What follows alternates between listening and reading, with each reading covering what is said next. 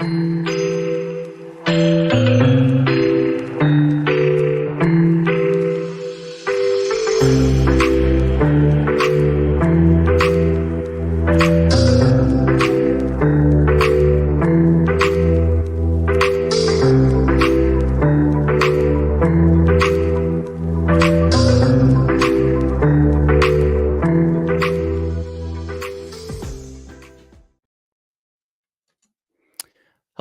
and welcome to the Champions Roundtable at Think, Broadcast Day 1.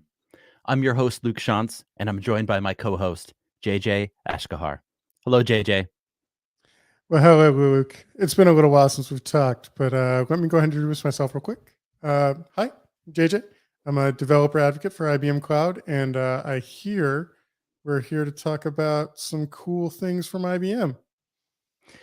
Yeah, well, JJ and I were hanging out earlier today watching the live stream of the Think broadcast, and we had a good time. We were able to chat and go over all the content that was revealed today. And now I think JJ is going to welcome some of our guests. JJ, why don't you welcome the IBMers that are going to join us today? Hey, so Liz Josephson is a good friend of mine, or Elizabeth Josephson. We'll see her pop in here in a second, hopefully. And then Gabriela, who is, when I hear AI and data, I just assume Gabriela is part of the conversation. So this is going to be amazing. How are y'all doing? Liz, tell us a little bit about yourself. Great, thank you. So I too am a developer advocate, but I'm working over on the IBM Z Systems side.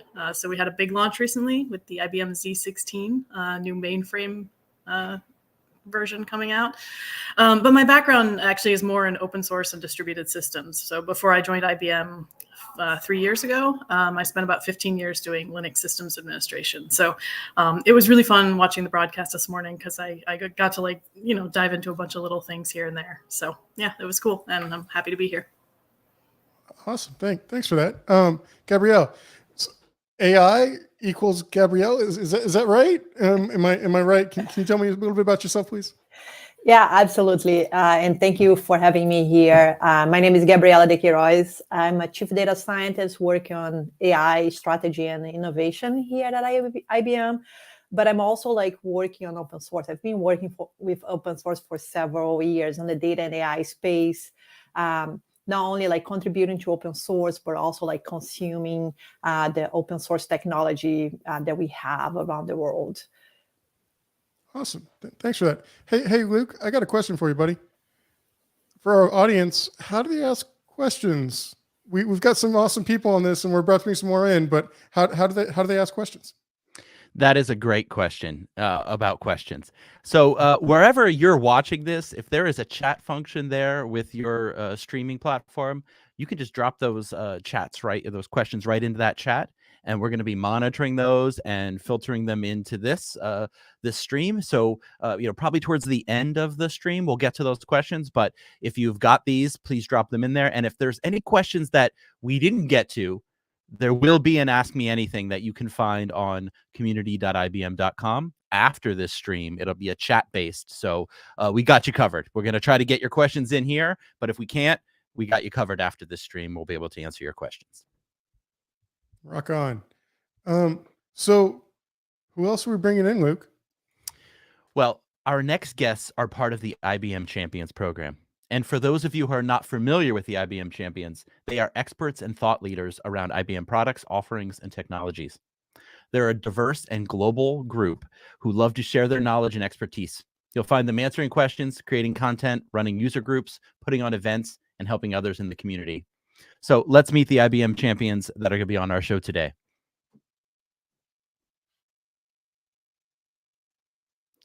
Here they come. They're coming. It's a little bit of a walk. They'll be here soon.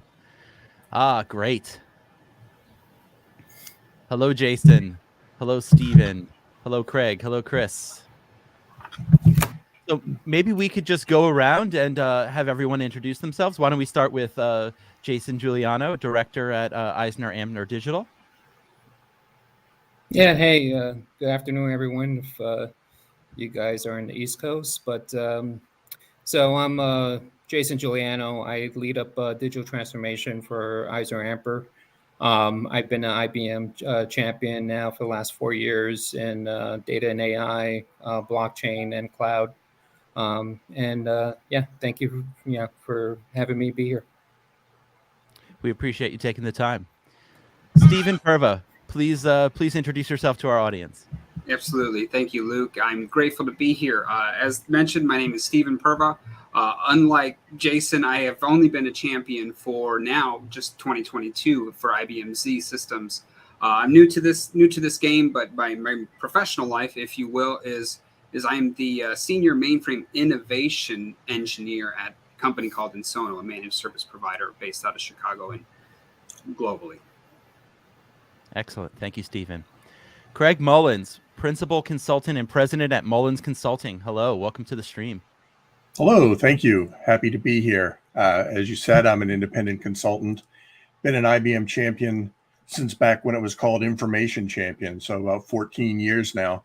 Also an IBM Gold Consultant, which is conferred by IBM onto what they consider the elite consultants. Worked with database systems all my career, DB2 on the mainframe since version 1. So you can see the gray in my hair. I've earned it. Thank you, Craig. I'm looking forward to hearing what you have to say. Chris Penn, chief data scientist at Trustinsights.ai. Hello, welcome to the stream, Chris. Thank you for having me. Yeah, we're an IBM business partner as well. We're an analytics and management consulting firm based mostly in Massachusetts. And I've been an IBM champion now for 5 years. Spent a lot of time being a sponsor user, which is IBM's program where they bring in folks like all the folks here, and we give feedback on early prototypes, ideas, proposed refinements and things. I will just say also, Gabriela undersold herself. She's a member of the R Foundation, which I'm an avid R fan, and she's, for the last 10 years, has been heading up one of the largest R data science groups for women on the planet. So she needs some additional props there. Woohoo! Got a rock star. Got a rock star. I'm usually very humble, I have to say. So yeah. Excellent. So yeah. go ahead, JJ. No, you go. You start speaking first. I was actually going to ask you. I was like, we have so much to talk about. We have an hour and a half. Where do we want to start the conversation? I feel like. What do you think, JJ?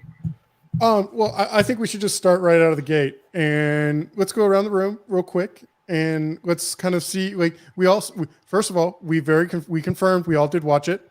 We all engaged in it, so this is live, and we're not going to pull any punches. But we all really did come out something with watching the stream this morning. So how about we go around the room, start with Liz, with what was the one thing that just grabbed you about it? We're not going to go into detail, but what was the thing that you were just like, yes, that is exactly what I was hoping to see or hear, or excited you about the presentation? Well, for me, for sure. The broadcast this morning was a little over an hour and a half, and a full 30 minutes of that was spent on sustainability. And that was really exciting for me to see. It's something I care a lot about. Awesome. Yeah, we'll definitely go into that. That's great. That's great. Gabrielle, what about you? For me was when Arvind was talking about successful leadership and transformation. So he touched on several pieces and pillars that we are going more into details later. But this is the takeaways that I've been thinking about, and it's something that we all should discuss and talk more. Perfect. Chris, how about you, buddy? I heard two things that were really interesting. One was the use of blockchain to provide transparency up through your supply chain. I thought was really important, given how so many things like sustainability initiatives are based on knowing what's happening throughout the value chain. And the other one I was really happy to hear about was the Citizens Bank talk, where folks are talking about the future of cryptocurrencies and stuff, and how it's going to be made boring, which is a good thing, because once something's no longer technologically interesting, it becomes societally useful.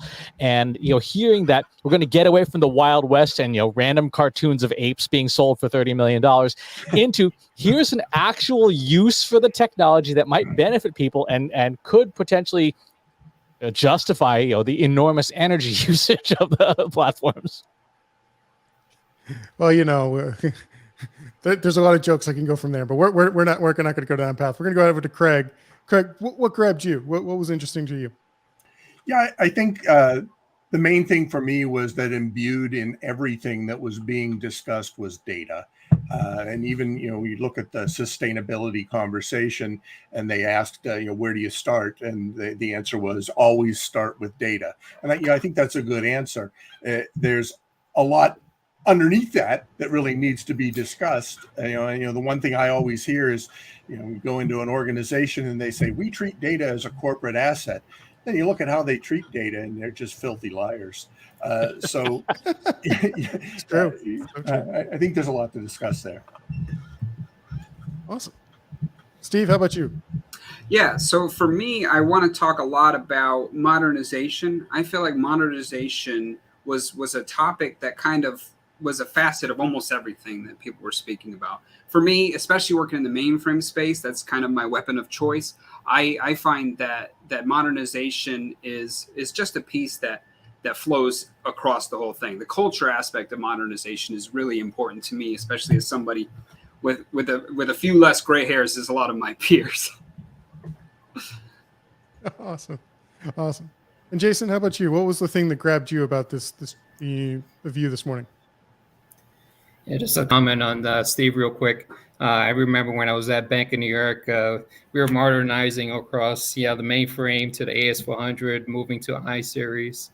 So modernization has always been around. Mm-hmm. But what resonated really well with me was, as Gabriela mentioned, Arvind's talk on digital transformation, the culture change, how businesses need to adapt to AI, automation, sustainability.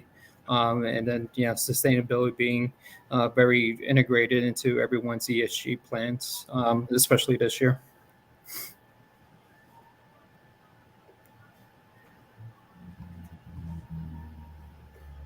Excellent. Go ahead, Luke. Oh, is it my turn? Am I Yes, sharing what I? Oh, wow. Oh, sure. Yeah, let's do it. I didn't realize I got to. I would have to concur that it was very interesting that sustainability was such a big part of the message. And I think that we all know that there's lots of issues and there's lots of things we've been dealing with. And I think what's clearly this is important to society. And I think it's important, we'd like to think that companies always want to do the right thing, but we know that they're driven by constraints. And I think we have reached a breaking point. If we see such a large portion of such a high profile event dealing with that topic, I think we can see that it's important, all the way through the end users and the consumers that are using whatever app they want to, they want to have ensure that the future is going to be there and that we can have sustainability. And I think that has trickled back and it's really starting to penetrate the bones of, the established organizations like IBM. So I was super excited about that as well.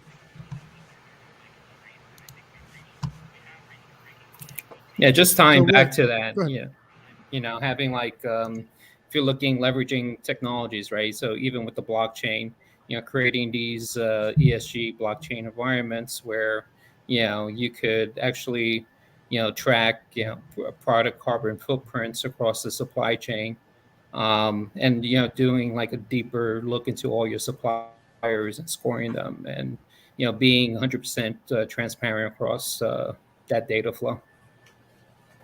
Yeah, and another thing that was mentioned that was really fascinating to me was that apparently plant genetics are more complicated than humans.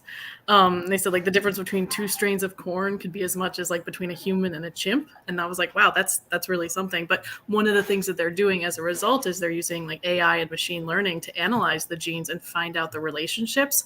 So when they do their modifications for sustainable farming and the newer variants that they're creating, they know what to tweak because it's not always obvious. And I was blown away by that. I was like, that is an amazing use of these machine learning technology.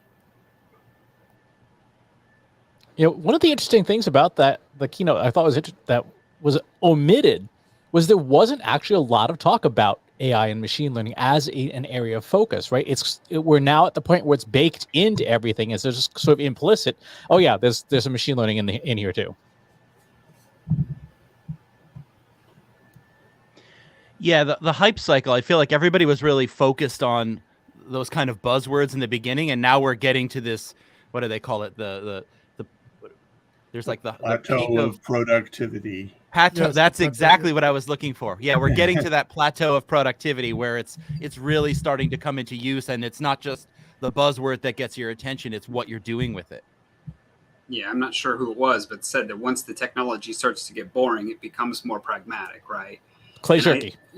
I think that we see that in the management of systems space as well, right? AI ops is a piece of is a thing that's kind of becoming more relevant today, where we're monitoring systems as they go on to see, are we compliant? That's a good piece of the picture. Are we on the verge of some major issue that is going to reduce availability? That's something that truly fascinates me. And and as this becomes normalized, like you all were saying, we're seeing it just become what people like to refer to as table stakes, right? It's just a part of the equation that's always been there.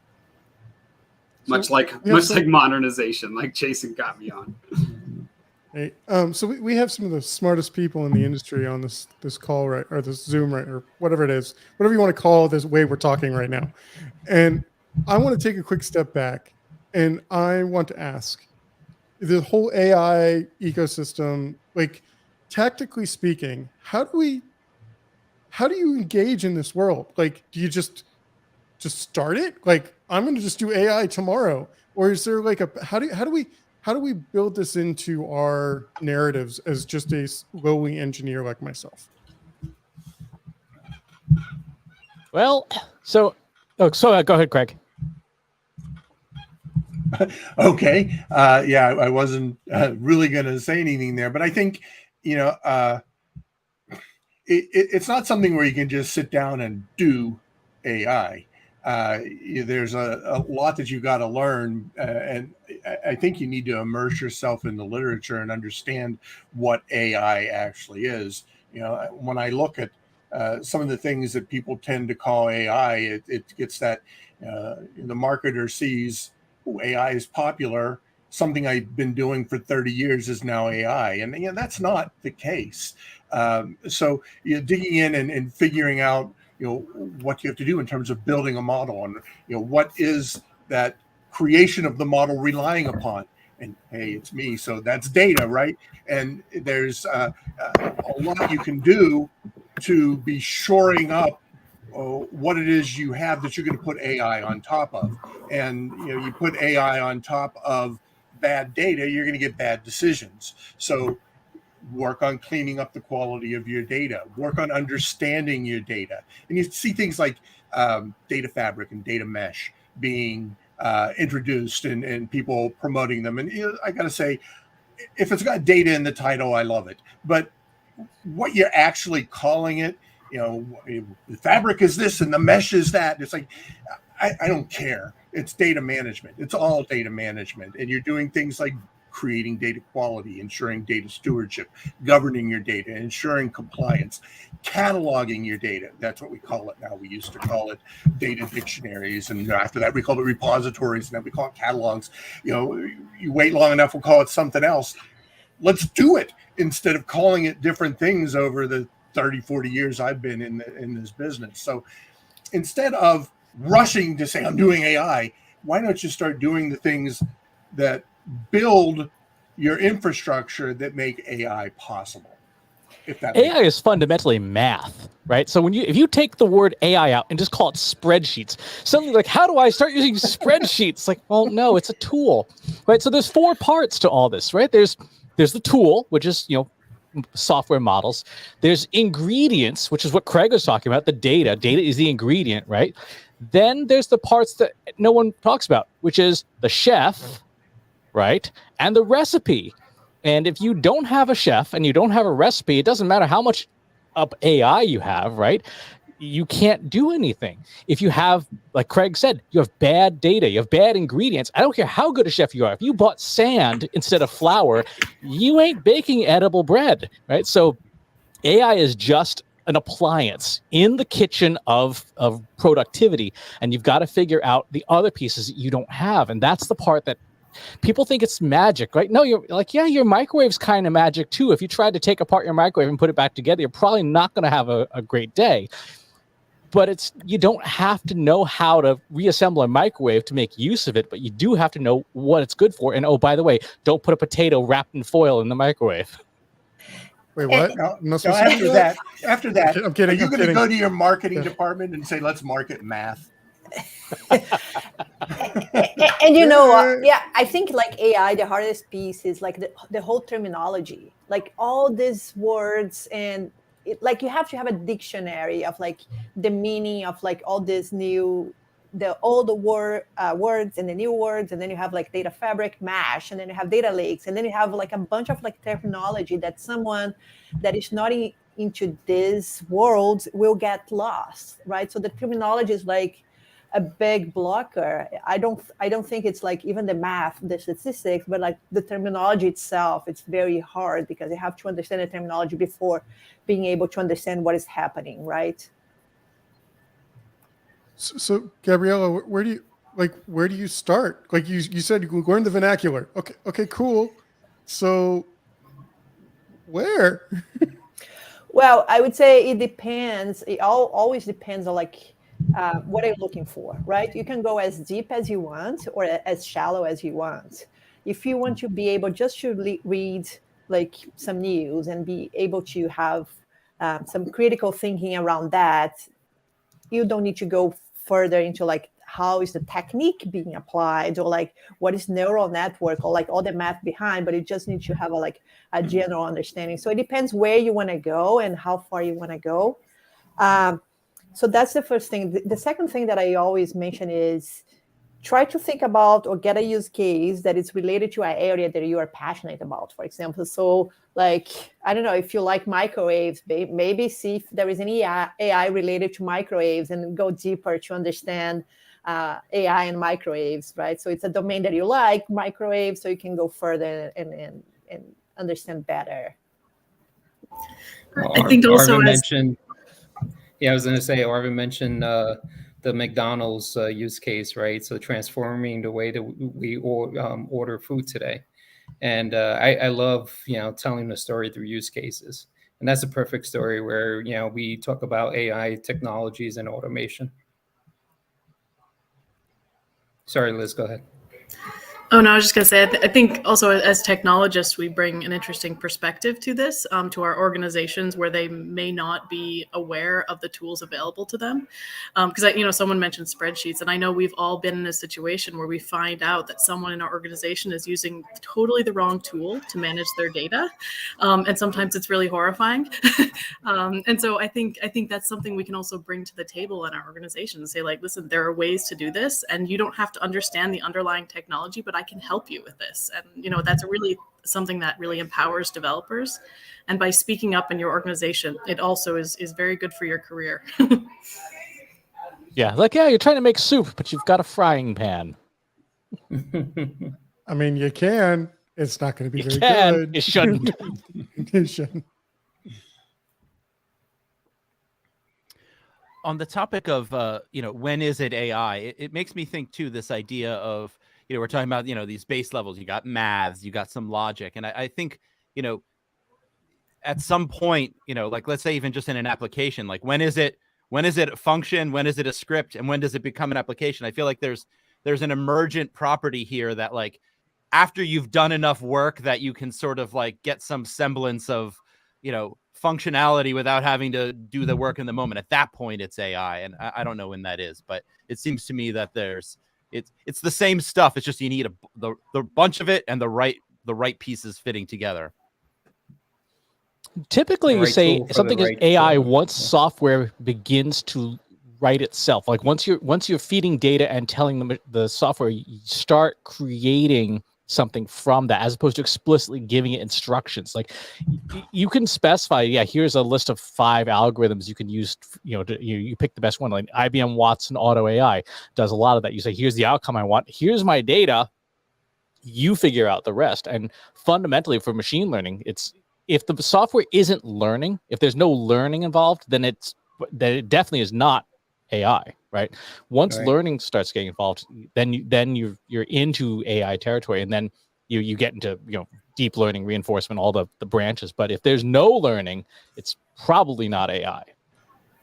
Yeah, I think that was to what Craig had mentioned. In the management space, we see a lot of people code things like, when this value is hit, take this action, right? And a lot of people say that's AI ops, but really there's no learning happening there. But when you say here's a sampling of what our system looks like over the past year, and now you derive what that threshold is and what the action to take to maybe self-remediate the problem, then that, I believe, is more AI than any type of knee-jerk reaction that you've predefined.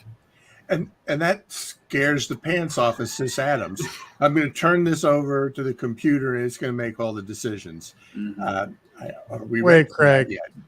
wait. I got to jump in and say, you didn't put that Nagios alert on that restarted the service when Nagios kicked. Am I the only one that got this joke? Oh, no. Oh. No, okay, Liz got it. There you go. Yep. Yeah, I mean, it's also funny because like I can see us in 10 years being, like people taking this stuff for granted, the stuff that AI ops is going to be suggesting to us. Like, I don't write system calls manually on my Linux box, right? Like that the computer just does that for me. But there was a time when people were, there was a time when people were flipping switches to make computers go. So I think, as time goes on as well, like the stuff that AI ops does, it's just going to be normal. Things that it suggests, we will trust the system at that point. And when you look at something like the IBM Z, which is probably the most instrumented system on the planet in terms of the amount of data that it collects, just think of the opportunity that machine learning has when it's placed on top of that wealth of data that you've been collecting for these years, and maybe only looking at this much of it because that's what fit on the report for my DBAs.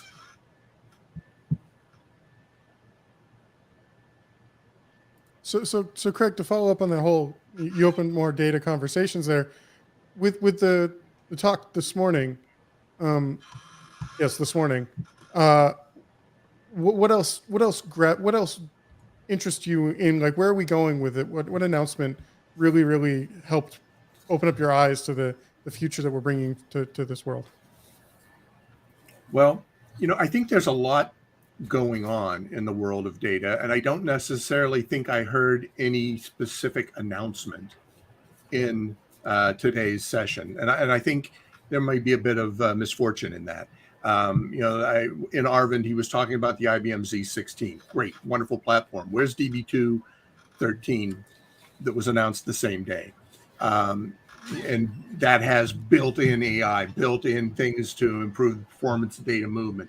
Data movement is one of my key issues. And I say that because last year I was doing some consulting at a large healthcare provider, and they had lost several of their DBAs, and they had brought in some IBM Gold consultants to help them sort of transition until they could hire some new ones on. And the thing that struck me was the sheer amount of time that they spent moving data from one place to another. This was a mainframe site. They had about a dozen DBAs, and they had about 16 different environments. So there was production, and then there were all these test environments, and they would spend 2 to 3 days just about every week moving data from production to test. And that was just the DB2Z environment. There were IMS DBAs doing that. There were Oracle DBAs doing that. And this was just the data that was moved from production into test. When you look at what they were doing to build their data warehouses and how they were doing to aggregate that data across, I would say they spent so many MSUs consumed just moving data from one place to another, and not very efficiently, that there's a wealth of things that could be done for not just this organization, but just about every organization out there who's doing similar things. So you look at what we're doing with data, and it's great. And we've got more data. We're doing all these things with data, but you can't take your eyes off of everything going on behind the scenes that allows us to do that. And that's your database administration and your data movement, and just the cogs that keep that moving. Craig, did you think it was weird? I remember hearing the data movement thing too. Did you think it was weird that they didn't mention anything about data velocity? Because it seems to me that it's not just the volume of data, but it's the speed of data that we're getting. Like anyone who's done any work on any blockchain knows that when you reconnect your node, you have a data velocity problem as your machine tries to keep up with it. And it strikes me that that didn't get mentioned at all. Yeah, I think it's kind of, my opinion is it's probably pushback against big data and, talking about the V's, and everybody's been V'd to death with volume and velocity and everything. So now we're going to try not to mention that, but I think that's unfortunate because you're absolutely right there. That is a key issue that organizations are challenged with today. Yeah, I mean, we saw it during the pandemic. We have so much data. Sorry, go ahead, Jason. Yeah, no, I was going to say what was mentioned today was from a quantum computing perspective, by 2025, they're trying to push the quantum computing on the cloud at 4,000 qubits, which I was reading a press release on it this morning. It's roughly 10,000 ops per second. So, potentially, if that's true, it's going to take us to a new level with some of these use cases and some risk management algorithms. So yeah, I'm personally excited about that piece. Are you excited and not excited at the same time? Come on, nothing. No, come on, that was so good. Well, they're talking about quantum proof encryption in the IBM Z. So IBM is at least ahead of the curve there. They're going to give you the quantum computer to help you break down the encryption, but they're going to protect it, at least in the mainframe. Yeah, it's going to be integrated. Everyone else too, is right? host. Right. Yeah. That's why it's important to get started now. Exactly. I have a question, and this is probably a good one for Gabriela. Given what's going on with quantum and the ability for machines to operate in states of grade, do you think that accelerates progress towards artificial general intelligence by having quantum computing capabilities, getting away from the restrictions of that silicon has for AGI? That's a tough question, which I don't know much where we are heading to in terms of it's not my area of expertise, but I feel like there is so much going on in the quantum space that it's being hard to follow in a way. Arvind talked a little bit about this this morning. We didn't go into more details around quantum and all the advances, but yeah. I don't have much to say about quantum. I just feel like something that's it's going to be incredible. IBM is in the front with all the technology, everything that's going on, and yeah. I was going to mention on the research.ibm.com blog, quantum-development-roadmap is the name of the post, but there's a great post that kind of it's more than we could get into here, and I'm not sort of I couldn't explain it if I could read it and understand it, but I'm not going to be able to explain it. But it's amazing when you sort of see, and it's following what we're used to, right? We work in these low level processes, and then we build better tools, and we build from there, and we build from there, and that's the same path we're seeing with quantum, where you're going to benefit from it without having to be an expert in it. Yeah, and one of the things that was interesting to me that I recently learned is that there are things that the quantum computer is really bad at. And so there will always be a place for classic computing, and it will be a core component of all of this. And I thought that was really cool. So oh, good. Quantum is, it's a whole new world for us. So we're not going to be taking that JCL and moving it to a quantum computer, right? Yeah, probably not, no. Which is interesting because it's something that we see in other fields as well. Like when we were talking about AI and the whole thing, is AI going to replace humans? And everybody was like, oh, am I going to get a job or have a job in 5-10 years? And then now we know that, no, they're not going to replace, it's going to be different. We still need humans, or even when you compare AI, machine learning with statistics, people say statistics is that, you should not learn statistics. You should not know statistics. And I'm like, statistics is the foundation for everything. So yeah, it's very interesting because you see things, repeating in different domains and industries and topics. Yeah, that's a discussion that's been around as long as automation. You know, every now and then when I talk about automating DBA features, people say, you can't automate me out of a job. And I say, well, you know, we're going to automate portions of you out of a job. And that's what our whole job as IT professionals has been, automating portions of everybody's job. Right. We haven't automated people out of existence yet. We're not going to anytime soon. That was go ahead.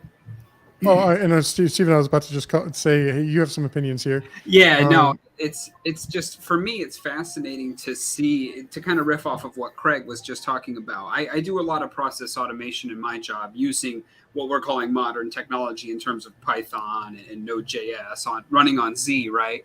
And we're doing that process automation, and we're trying, the way I explain it is we're trying to automate the mundane.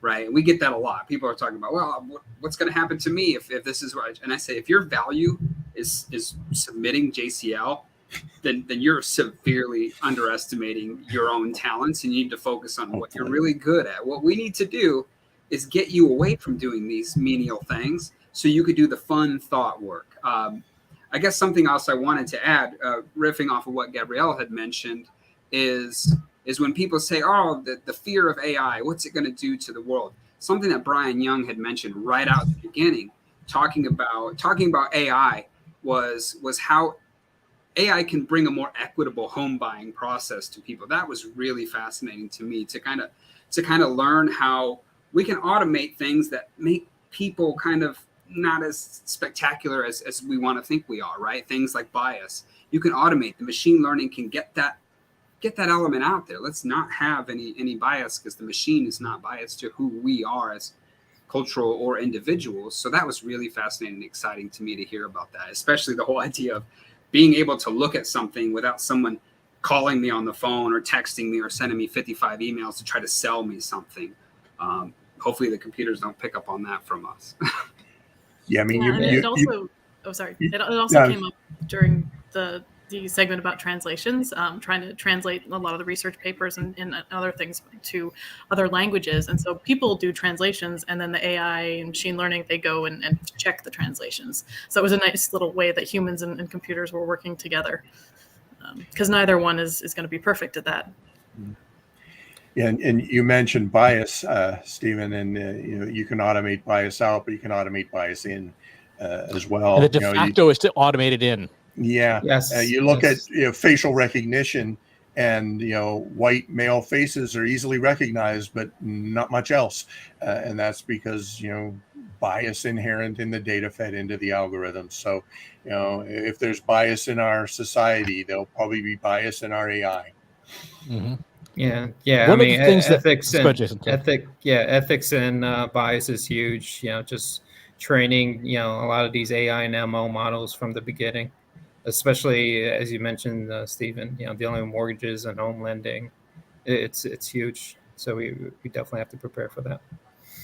The challenge is this: AI is inherently biased, and it is inherently biased to the majority because all the training data has to come from somewhere. And if you want a lot of data to build a model, you have to bring in a lot of data, and the majority is always going to be represented in a lot of data because mathematically it's the majority.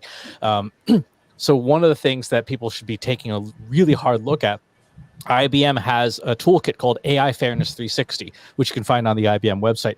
And it's a set of libraries. You can use Python and R that you feed your data in. You declare your protected classes, and then you say, here are the things that we want to protect against. If there's a gender flag, you want it to be 40, 40, 20. If there's a race flag, it should be proportional. But the challenge that we're going to run into is, how do you define fairness? So with mortgages, for example, should the approval rate reflect the population? Should the approval rate reflect an idealized outcome? Should it be blinded, like with hiring? Should it be blinded where everyone has an equal chance? Or are you trying to correct for an existing bias? And all four are fair, but they're fair in different ways.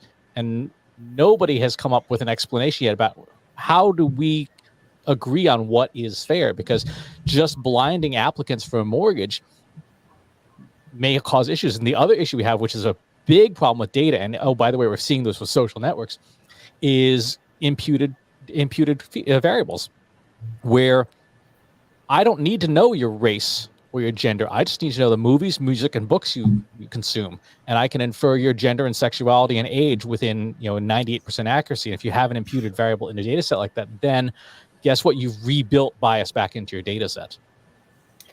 Yeah. So like, Chris, you were mentioning AIF. AIF 360 is an open source tool that it was created by IBM, and then we donated to the Linux Foundation. So now it's under Linux Foundation. So we donated a lot of like open source toolkits around this topic. So AIF is one, AIX for explainability is another one. We have art, we have fact sheets, and there is also the IBM product, OpenScale, that you can use in a more like production ready capacity, right? Yeah, OpenScale is really important because of drift, which is again something that people don't think about when it comes to their data. As more data comes in, if you started with an unbiased model, but the data you're bringing in is biased, your model drifts into a biased state by default. Microsoft found out the real hard way when they put up a Twitter bot called Tay in 2016, and it became a racist porn bot in 24 hours. Like, oh, well, that language model didn't work out so well. But something like OpenScale does say, okay, these are protected classes, and it'll sound an alarm like your model's drifting out of the protected classes you said you didn't want to violate. That Twitter bot I still reference in some of my talks too, because it's an amazing story of trying to do the right thing, and it just goes the wrong way very quickly. And it was like 24 hours. It was completely, they had to remove it, and it's like scrubbed from the internet. Like we don't talk about this anymore. We don't talk about I can't say that because this is I'm making a reference to a song that my kids listen to. We don't talk about. Yeah, okay, you got it. All right, cool. So we were talking about there was a couple things popped up, and we wanted to talk about supply chain and the conversation around supply chain and how vital it is to today's world. So can I have someone kind of talk about the thoughts that they wanted to? Chris, you were really this grabbed you. So can you go a little bit deeper into what you want to talk about supply chain? So here's the thing I think is really interesting about supply chain is that we don't realize how deep chains go, right? We typically look at the boundary of our company, like, okay, if I make coffee machines, here's where my parts come from. Okay, well, great. Well, where did their parts come from? Where did their parts come from? At the beginning of the pandemic, one of the things that we ran out of fairly quickly that wasn't talked about a whole lot was things like acetaminophen and ibuprofen. Why? Because those are made in China, but the precursors to those are made in India. Right, so a lot of the pharmaceutical precursors are manufactured in India. And when India first had its lockdowns, that interrupted shipments to China, which interrupted, and then you had shipping disruptions in Shanghai and Shenzhen, and that of course created this ripple effect. But even something like, oh, somebody parked the cargo ship the wrong way in the Suez Canal for 16 days is enough to screw up the entire planet's shipping because the system itself is so brittle. And so one of the things I thought was so interesting about the idea of blockchain built into the supply chain is that not only do you get this unalterable audit trail of stuff, but just from a beginning to end perspective, what's happened along the way? Because if you have insight into that, into everything and where your suppliers are coming from, you can build models, you can build analyses like, hey, Russia just illegally invaded Ukraine and 50% of the world's neon and 10% of the world's platinum comes from there. What's that going to affect, and when is it going to affect us? If you know that your business was reliant on a component and that's 7 months, there's a 7-month lag in that supply chain, in 7 months, you're going to have a problem on your manufacturing line, because if you have insight to the entire supply chain, and if right now companies don't, but if you have this kind of blockchain audit trail, this public ledger, that opens up to being able to be much more predictive about what's going to happen. Even as a consumer, if I as a consumer could have access to a supply chain, right? And I know, hey, this stick of gum actually has a 12.5 week, supply chain. I know, okay, if something's gone wrong in that chain, I'm going to go out and buy, extra gum now so that I can anticipate that shortage. I bought a snowblower in July last year. Why? Because I knew that lithium was having supply issues, which means that the electric snowblower I wanted to buy would be out of stock by the time winter rolled around. So my neighbors were all looking at me like, why did you buy a snowblower in July in Boston? Well, because I know the supply chain is going to be hosed for months. And it turns out, by the time October rolled around, you couldn't get snowblowers. They were out because there were not enough batteries to power them. So you should have bought a dozen and opened up snowblowers.com, right? Yeah, Chris has that dangerous foresight that I wish I had. It's like I need that foresight when I plan my Disney trips, Chris. Like, we need some of that. Oh, they'll put that on the blockchain soon, Stephen.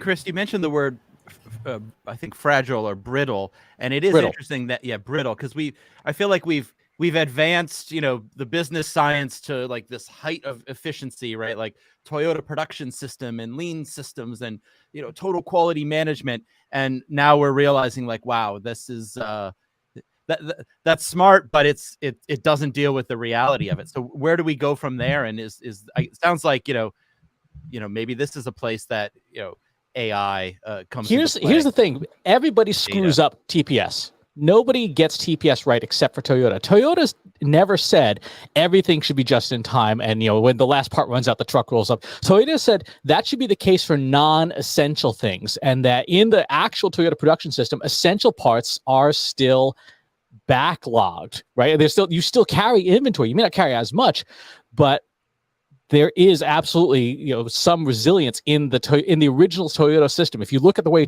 Toyota Corporation does it, if you look at everyone's bad implementation of it because they just read it in an HBR business case, they made their supply chains very, very, very foolishly brittle.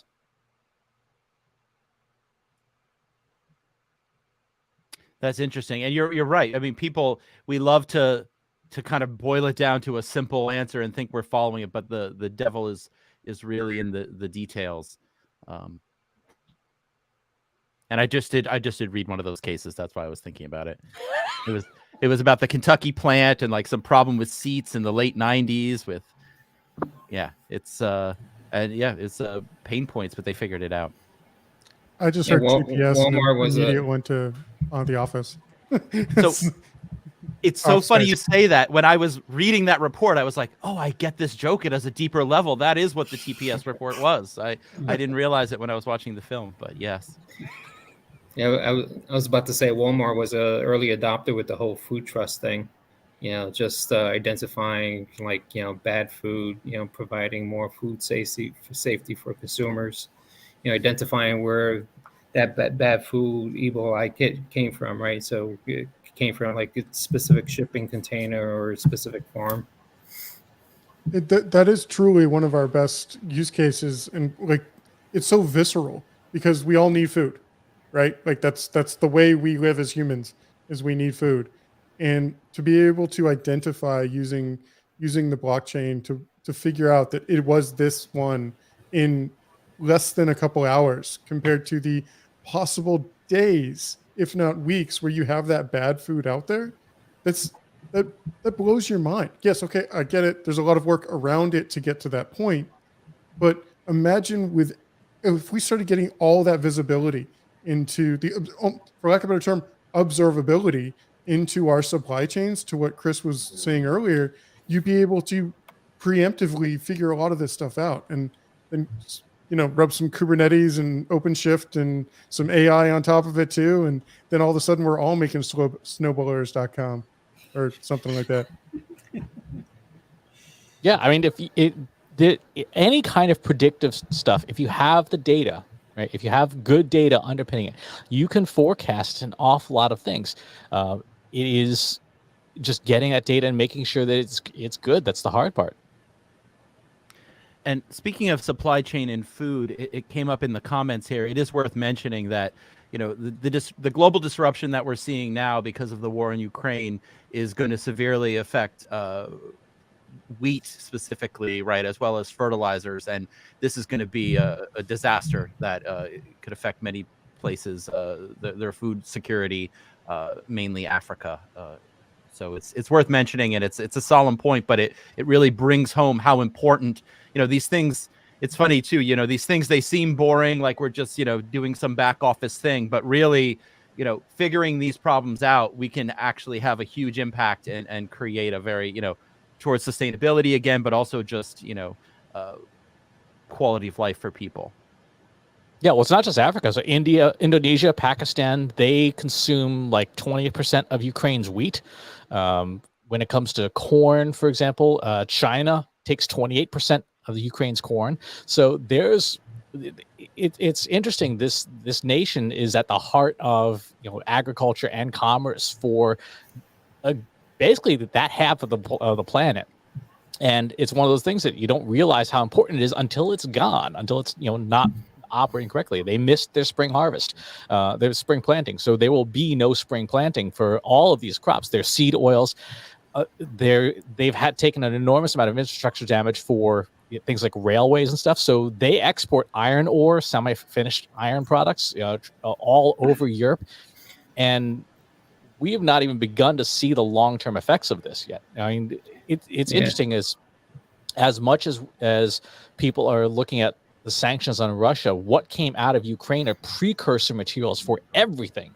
And so you have these ripple effects that, again, we're only now going to see. Here's how this seed oil that was made in Ukraine, which would go to Pakistan, which would go to India, which would eventually become your burrito, right? Your burrito that you buy at the store is going to either be more expensive or is going to be harder to get.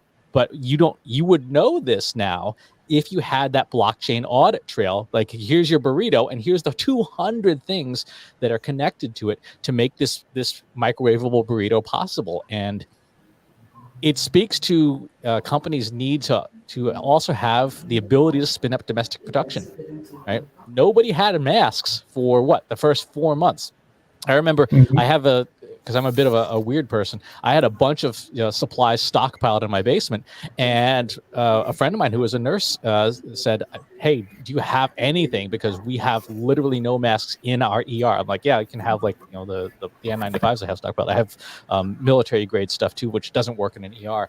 And they're like, "How did you get these?" I'm like, "I've had these for a while because I believe in that things happen that are bad, and you should have stuff prepared." But as companies, as corporations, we don't think that way. We're so used to, I'll just go out and buy it. Well, sometimes Russia invades you and you can't buy it. We got to prepare for the apocalypse. So. But I want to know what else you have in your basement. Come on over. I want to buy some of it. I'm going to start reading Chris's blog. Yeah, he knows what's up. I was reading a report, Chris, that I just found out a couple of weeks ago that Ukraine apparently is the biggest supplier exporter for fertilizer. So that's a huge disruption in our supply chain. Yeah, so, if you want to see, Harvard has the Atlas of Economic Complexity. It's on Harvard's website. It's fascinating. Like, you can bring up a visualization and see, here's exactly what this country imports and exports, how much, how many billions of dollars. And you're like, I had no idea the supply chain for that country was that complex. Yep. Unfortunately, there's no real easy answer to any of this. Like, we are just going to be affected by this situation right now. Well, the easy answer is don't invade people, but totally. I take that back, but world peace. Let's do it. Yeah, there you go. Well, you joke about that, Liz. You joke about that, but at the same time, one of the things that's really not discussed enough, particularly with stuff like AI and automation, is that. And I was thinking about this with the security part of today's keynote. We don't really ever talk about how to deal with bad actors getting a hold of the same technology that the good guys have, right? Mm-hmm. When you think about quantum computing, right? As Craig was saying, you were talking about something that can basically shatter all existing cryptography, right? How do you keep that out of the hands of people who would do bad things with it?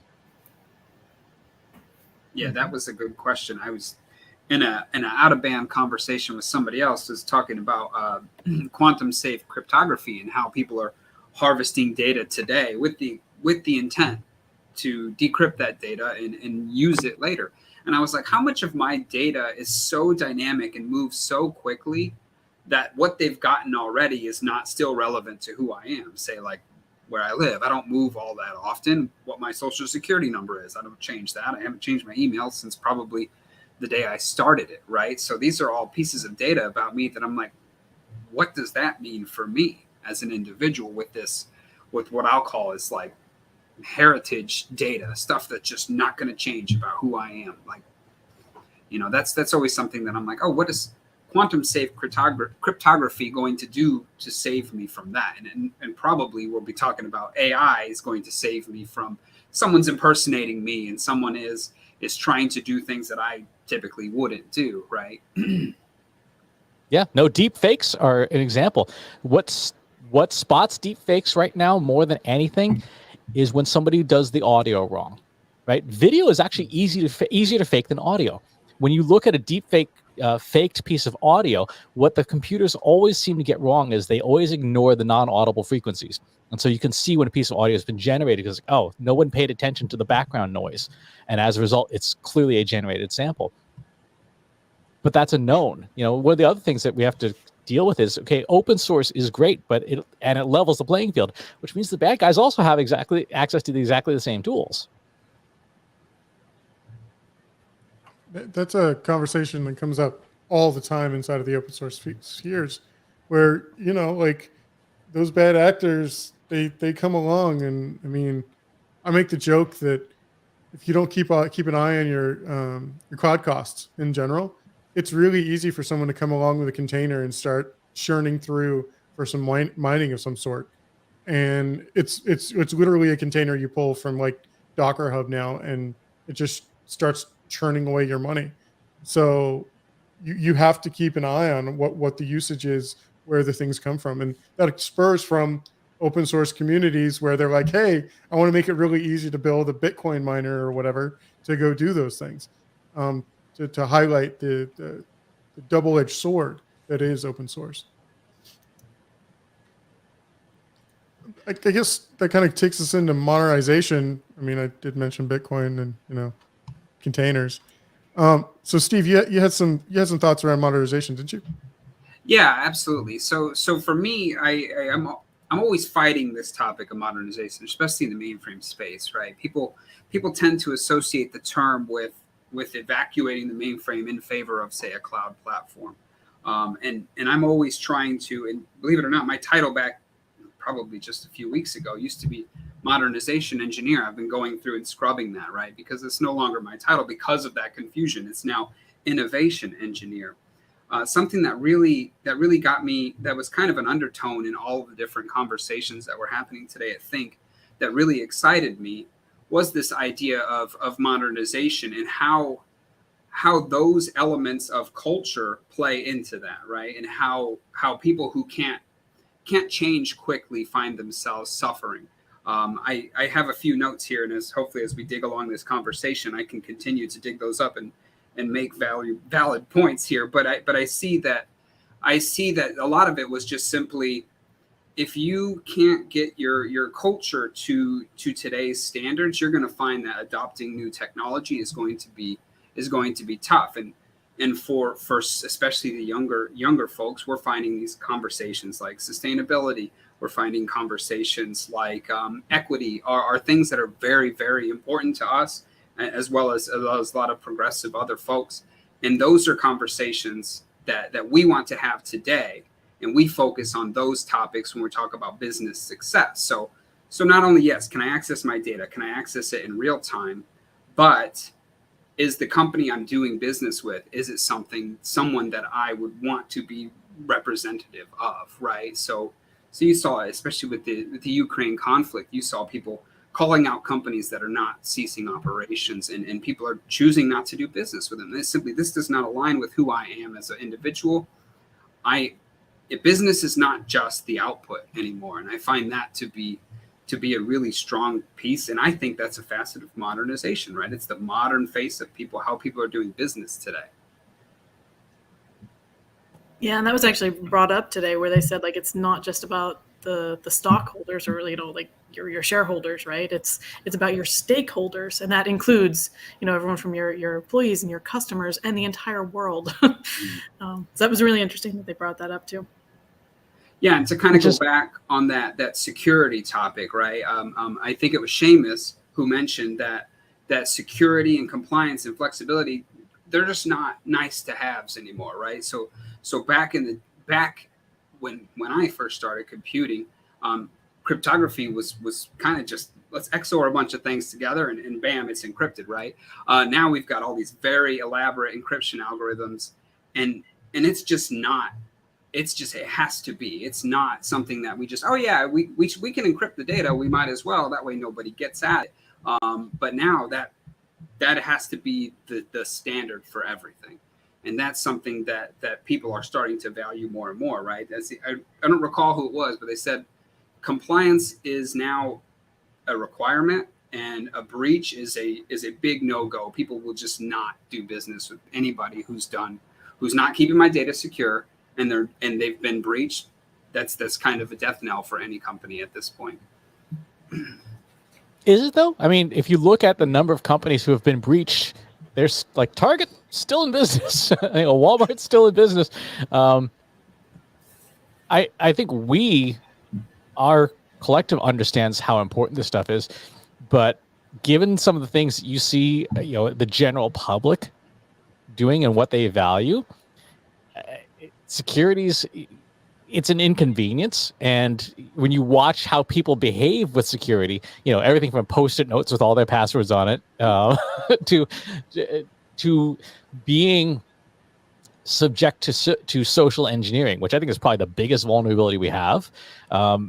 Security is not that big of a deal outside of the people who get fired if it's not implemented correctly. Right. Yeah. But it was also brought up how governments are getting into this game too. Like there's laws out there now and certain countries. So it's not even that people are boycotting them. It's you can't do business in our country if you're not going to be securing the data. And I think that has to be a really important component of this, even though it's really inconvenient to us. I know when a lot of the GDPR stuff came down, we're all like, oh, but looking back at that a few years later, like it was really good. And I think it changed our the infrastructure in our industry for the better, for sure. Yeah, whenever anyone talks about regulations and compliance, I always have two questions. What's the penalty for not being in compliance? Who's the police? So, you can put any penalty you want on it. If you're not policing it, I don't care. So you got to have stiff penalties and good policing, and implement those penalties when you're against it. And unfortunately, a lot of regulations, GDPR is not one of them, but there are regulations that just don't have any teeth to them. And I go back to this whole sustainability thing. It's great. We want to be sustainable. And you mentioned, that during the conference, they said it's not just your shareholders, it's your stakeholders, and it's a public at large. And it's like, if only that were true. I really wish that were the case, but it's all greed. Maybe I'm just an old cranky man who looks at what's going on in the world and saying, that company's going to do what puts dollars in its pockets, and that's it.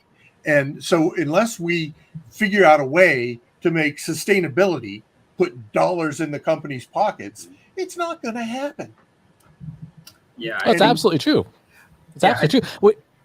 If you look at the stats that they were saying, though, where the push comes from is from the consumer. If the consumer says, I will buy the brand that is sustainable, and I will pay more for the sustainable brand.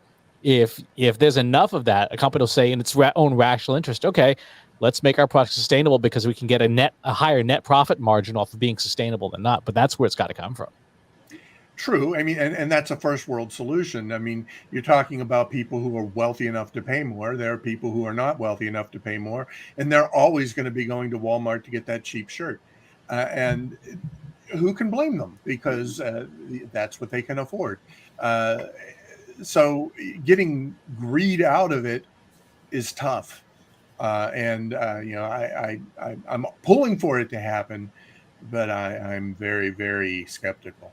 Yeah, I think. So, Craig, we have a comment from the audience about what you've been saying, which is oh, this is a reactive way to do the business.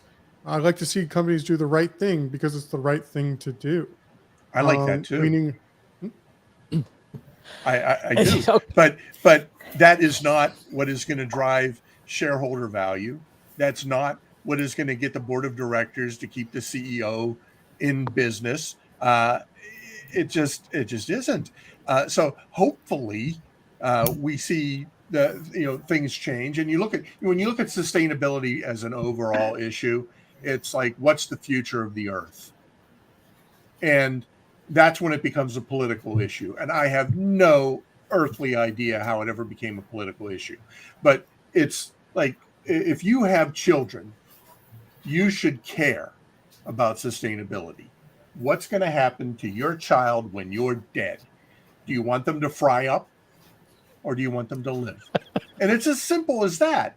But unfortunately, greed of people who live right now sometimes is more important than worrying about people who are going to be living 50, 80 years from now.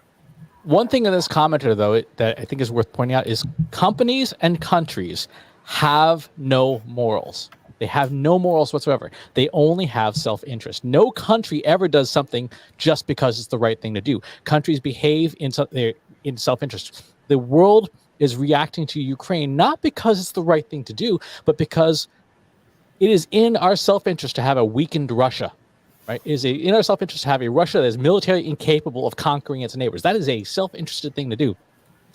And you'll notice that, like, when people watch the reactions, it was only until day 3 when it was pretty clear, oh, Russia's not going to steamroll Ukraine. In fact, Ukraine's going to punch them in the mouth repeatedly, that the world's like, hey, this could work to our advantage. Sustainability is the same thing. We as people will make moral choices when we buy, but the company does not have morals. The company only has self-interest, and we have to figure out how to make sustainability in the self-interest of the company to say, like, yes, let's do this because it's profitable, and we can make it work. That's where AI comes in. Go ahead, Gabriela. No, that's a very complicated discussion here. And I think it's also like cultural change, and there are so many implications. And one thing that we haven't talked yet, and Luke and JJ, I'm kind of like going ahead, but one of the things that I think we should talk, that we didn't talk about, is the whole Arvind keynote and everything that he talked about. The takeaways on successful leadership and transformation during these times, right? So I would love for us to address a little bit on that topic, because it was, at least for me, was such an important topic that he was talking and discussing, and it's something that we see in companies and the whole environment right now. It's like, how do you scale? How do you deploy? How do you need to make sure that there is a scale in the leadership in order to do that? The other thing that he said that I think it was very interesting is, like, it has become a world of show, don't tell, right? And then he said, we need to transform the organization and to be like doers. So we need to work with somebody. We need to work with others. We need to work with partners. And also an important point is, like, we need to give the credit who it belongs to, like belongs to the partner and so on. And he talks about teamwork. So I felt like it was so different to hear from him. And not different in a way that I was not expecting, but different because he touched on very important pieces that we don't see a leader talking much, especially about people, about teamwork, about being doer, about giving credit. So I thought it was fantastic. It takes a village, right?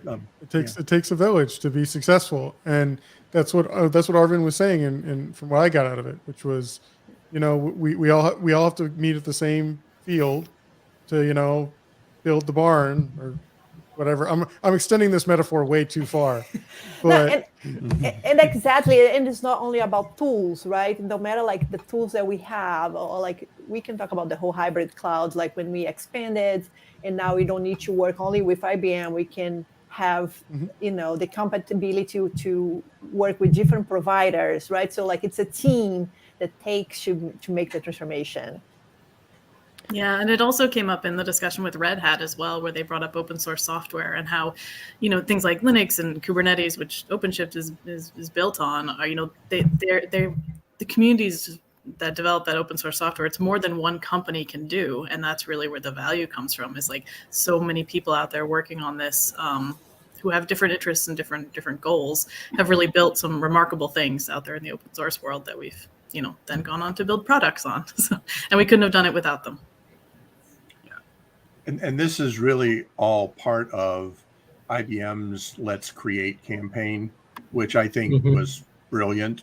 I mean, it's a really great way of defining the company as, what do? We help you create. And it's not just us. We bring in this whole community to help you create, and then you become part of that community as you create. It's a great message. Yeah, so he says, we have partners, we bring open source, we invite the clients. So it's such a different speech from what I've seen in the past, right? Yeah, it's really changing the mindset of everyone's culture, right? So to co-create and co-collaborate with internal team members, partners, suppliers. Something that Arvid mentioned was, and he very briefly said something about taking the ego out of it. I thought that was really profound. That's something that's really important to me, especially when you collaborate, with coworkers, colleagues, especially when you work cross-generational, working with people that are of a different generation for you, taking the ego out of it and having that respect for one another. And I think to kind of hopefully tie it back in some way to the point we were just talking about, is this democratization of the way we do things. That's huge. I think it empowers individuals to get involved in solutioning together. That lets somebody who's not maybe affiliated with a large company that has the talent to contribute to open source, to make their voice heard, right? To say, Chris had mentioned that consumers and countries may be self-interested, but if we're all involved in these open source initiatives, we can have our voices heard in that regard as well, without relying on the corporate machine to do all the work for us, right? I think that's really important.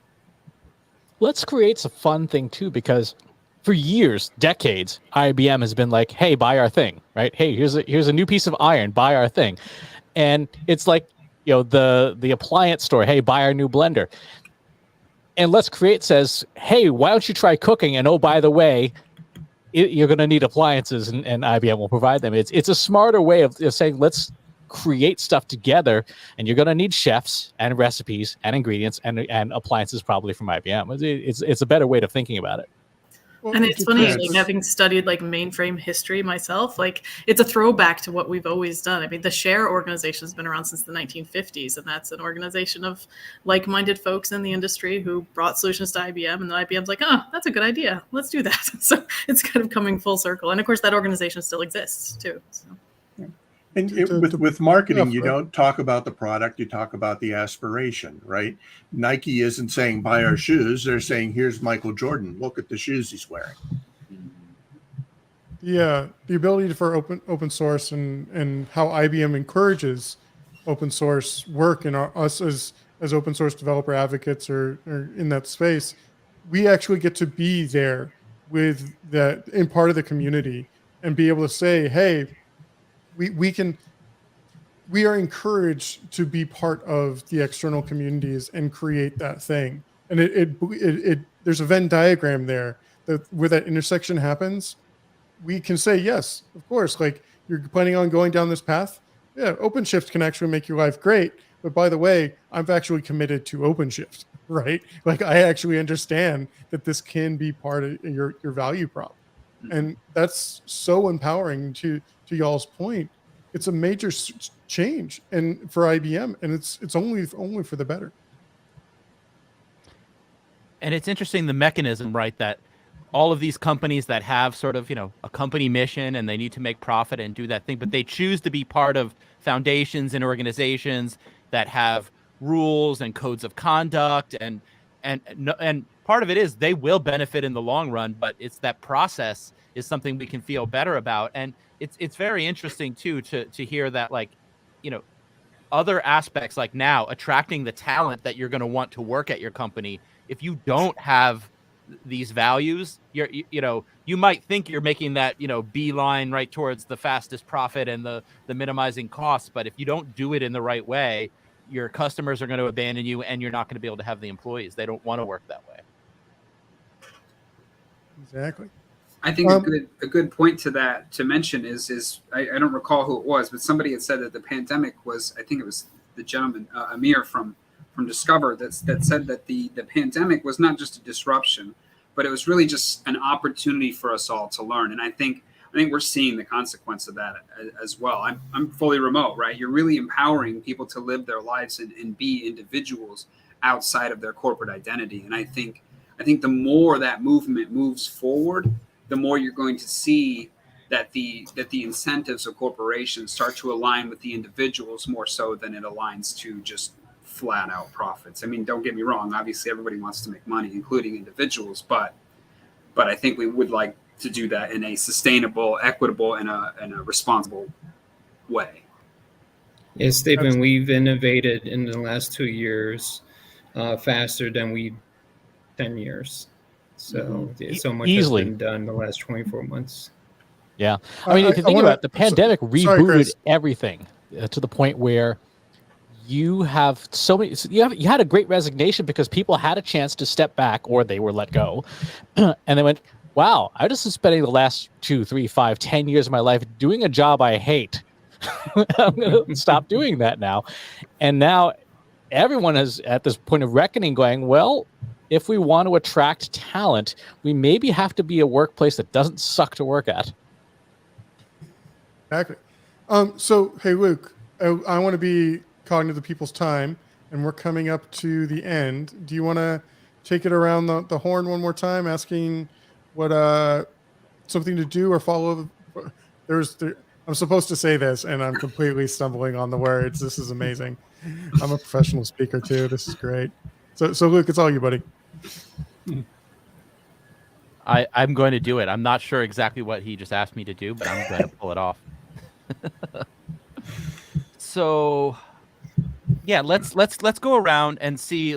Give everybody an opportunity to sort of wrap it up. Have a final point. If there's something that we were talking about that we didn't get back to, and you wanted to sort of get that point in before we get to wrap up. And if there's anybody listening, we did get a bunch of chats coming through. They were more comments than questions. And we have the Ask Me Anything after this, so feel free to chime in there. But if you have more questions, you can drop them in there, and we'll try to squeeze them in at the end. But yeah, let's just go around the call, give everybody a chance to sort of summate and mention anything that they didn't get to mention earlier in the call. So why don't we, Liz, you're next to me in the window. Why don't we start? I guess it would be that way. Yeah, I mean, the one thing I think we didn't really talk about much was how diverse with regard to human diversity and industry diversity, and it was just, there were so many interesting stories during the event this morning that it really brought me in. It wasn't just a bunch of folks from IBM telling me things. It was real companies and people who are making a real difference in the world, and that really brought it home for me and made it an enjoyable event. So I'm really happy that they were able to weave a lot of that in. Excellent, thank you. Gabriela. Yeah, I think we were able to cover a good chunk, and I'm very excited for tomorrow to see what is coming. So just need to make sure that everybody's going to tune in and follow the broadcast tomorrow. There are some very interesting, again, what Lee said, is not only IBMers, but people from different industries and different companies, and it's great to hear what they have to say as well. Thank you. How about Stephen? You're below Gabriela. I wasn't sure which way you were going to go, so yeah. I was trying to mentally prepare. I really want to echo what Liz says. The stories of the creators that they featured today just astounded me, right? It was people that were approaching problems in a way that's just non-traditional, extremely exciting to see the breadth of ages represented there and the breadth of the type of people. That was really fascinating. And honestly, they're just the type of folks that are going to change the world, right? Sometimes we sit back, we see what's going on in the news, we see all that, and then we just say, what's going to happen? These are the people that make it happen, right? That was just really awesome to see that right there in a quick few bits. I think I hope I don't step on your toes here, Craig, but opening data to the world at large is the right answer, right? It's a big endorsement for something that Craig's very passionate about. It empowers us all. It empowers us to make informed decisions. It empowers us to see things that we perhaps didn't see before, set our own goals, and accomplish our tasks. And something that I guess I'll stop talking here, but the hybrid cloud bit, that is just something fit for purpose, designing the right workload for the appropriate platform. That's something that I'm very passionate about, especially with my work with the mainframe and the distributed side of the house. These are all things that I just can't get enough of, and I'm grateful to be here to be able to talk about it. Thank you, Stephen. And Craig, I feel like you're queued up. He didn't take it away from you. He queued up the data. You're ready to soar. He lobbed me a big old softball. So yeah, I obviously I'm going to talk about data. Yeah, and one of the things that I'd like to put out there is that sometimes I'm called in to work on projects, and it's happened more than once where an organization is saying, we're working on this project where we want to capture and store this type of data. And we do a little bit more digging and realize they already have it. People don't manage their data. So they need to really put a infrastructure in place that allows them to do that, and really take a look at things like data fabric and data mesh. And these are things that are cooperative. They're a little bit different, whereas data fabric is technology centric, data mesh is more process and organizational centric, but both of them can work together to allow you to know, what data do we have? How do we manage this data? Where does it come from? Where does it go to? And you'd be amazed at the number of organizations that just can't answer those simple questions. So something like Cloud Pak for Data, that's the IBM solution. Take a look at it. Look at what you can do with that and augment it with other data fabric and data mesh solutions. Build up your data management capability so that then you can drive things like AI and machine learning and all the other things that we've been talking about today. Thank you, Craig. Chris, what have you got for us? What's your summation? I am most excited about the possibilities behind quantum machine learning. And here's why. We've established that quantum computing is going to rip cryptography to shreds as it stands, right? The existing cryptography is toast. This, us, our DNA, is the code we've been trying to crack for millennia. When you put the power of quantum machine learning against our genome, we have no idea what it's going to unlock, but it's basically going to solve a lot of questions that we have about how we function as living organisms and open the door to reprogramming ourselves, right? Reprogramming our hardware to be better, to adapt with our machines. So I think quantum machine learning, I'm excited to learn more about it and to see what IBM is doing with it. But I think that's a frontier. We don't even understand the questions, much less the answers, but they're going to change the world. Thank you. And I want to now I want to talk for another hour and a half about that. And I want to, and what is he going to put in his basement now? This is going to be a cloning machine. Yeah. Right? Yeah. I'm into it. I'm a Kurzweil guy, so I love this stuff. All right. Jason, what have you got for us? Yeah, I would say let's create a day 3 and just create a day 3 on quantum computing. Hey, there you go. So yeah, I just love the new IBM campaign. Let's create, right? So let's create with our team members, with our partners. That co-creation, co-collaboration, and then solving problems with leveraging these emerging technologies with AI, automation, blockchain. Use them as tools to solve the challenges that we currently have in the globe. And then piggybacking from what Stephen mentioned is opening up the data. Open data empowers open innovation. So I would say that definitely sums it up for me. Excellent. Thank you, Jason. And we have a question that came through, and I think we have a few minutes that we can get to it. So the question is, Stephen talked earlier about misconceptions of what mainframe modernization means. Many people agree. It's bringing new ideas and practices to a trusted platform, I believe it may be Herbert Daly is asking this. How do we win back the narrative and change that false perception of around what this means? Yeah, that's a great opinion, and I'm glad that people agree with me. That's not a thing that happens to me all too terribly often. For me, I feel like the approach to changing that narrative is one, to be very clear about what modernization means when we do talk about it, right? And I think to talk about what the modern mainframe is we tend to talk about it corporately on my side of the fence as the modern connected IBM Z, right? And that, to me, means more than just talking the talk. That means more than just saying, yeah, we're going to adopt new technology. We're going to adopt new languages. We're going to start writing new workloads in these different languages. But it means actually walking the walk alongside of that, right? Start bringing people to develop on these platforms using these new languages, right?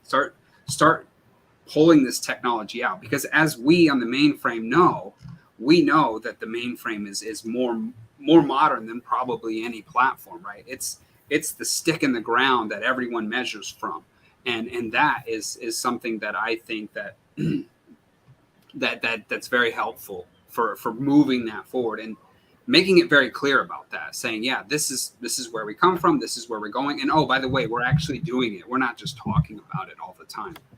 And maybe Craig, so I would hope that you had something to get in on that. I was banking on you there. Whenever anyone says the term to me, mainframe modernization, I say I have no idea what you mean. There's no such thing as mainframe modernization. Let's talk about application modernization. Mm-hmm. The mainframe is a modern platform. You're not modernizing it. IBM's modernizing it. It's as modern as you can get. So you want to modernize something, modernize your 50-year-old code. We can modernize it and still get it running on the mainframe. And you have the best of both worlds. So let's reframe the discussion and get rid of mainframe instead of in front of modernization. We're modernizing other things. Yeah, Elizabeth, Stephen, I think you also, with your title change, right? You're using the word innovation instead of modernization. I think shifting the conversation that way. And another thing, something that I do in my own work is I meet the technologists where they are. Like I gave a talk at KubeCon, I think in 2019, and I said, wait, you can run Kubernetes on the mainframe? And that was the title of my talk, right? I got in trouble. No, I'm just kidding. But it was, I'm going to the developers and, I'm showing them exactly what we're doing and not just talking to folks who are already using mainframe, but getting out there in the community and broadening the message and showing that it's a modern platform, and just starting that conversation has been transformational. Even could you unpack that a little bit more, just if folks aren't familiar? And I feel like the way I understand it, and maybe this isn't the best way to explain it, but it's the way I understand it. It's like the difference between scaling horizontal and scaling vertical. In the difference between why isn't modernizing a mainframe moving to the cloud, right? It's not the same thing. We're talking apples and oranges here. Could you, if folks aren't familiar, I mean, we're kind of talking around it, but could you just spell it out? Like what's the difference and why is it still the right tool? I think it's something that's been brought up a few times, and it's about putting the proper workload in the proper place. And that's, that means, some things should go in the cloud and some things need to stay on the mainframe. And that's really the decisions that you need to be making based on horizontal, vertical scaling, different ways that your applications work. Another way that I would answer that question is there enough cloud computing power to take every MIP that's running on the mainframe and process it if we converted it all to the cloud today, if that was even possible? You'd have to have your cloud service providers scale out tremendously in order to take on all that workload, all those billions of lines of COBOL code. And that's just one type of thing that runs on the mainframe. Yeah, and moving all that around, I mean, networking, the network becomes a big, huge bottleneck there. Right. We can break physics. It's fine. We don't need to worry about physics anymore. Yeah. I don't know if that's true. My microwave disrupts my Wi-Fi. I don't think we're going to be able to solve this mainframe problem with the internets. Yeah.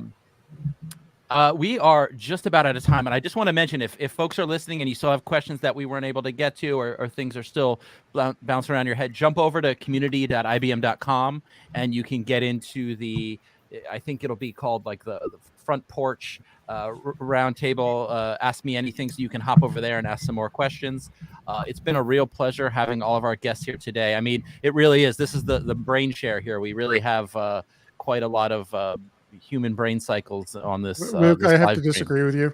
This You don't? was painful. I hated every moment of it. Yeah. This is terrible. Terrible. I love your radical honesty, JJ. Thank Awesome. y'all. Thank you. All right. Bye.